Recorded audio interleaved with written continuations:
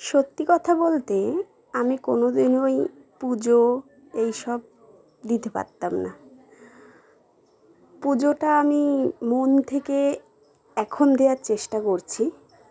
বর্তমানে যেরম আজকে দিয়েছি, আজকে চেষ্টা করেছি মন থেকে পুজো দেওয়ার।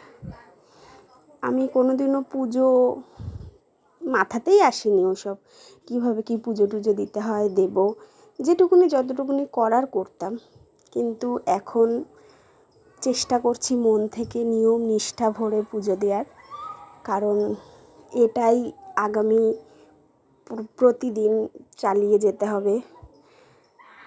এই পুজো দেওয়াটা কেন প্রতিদিন করতে হবে, এটা একটা দুঃখজনক আমার কাছে ভীষণ।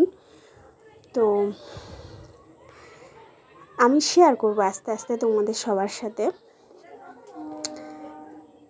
আমার সাথে থাকতে হবে তোমাদের, আমার পাশে থেকো, আমার সাথে থেকো।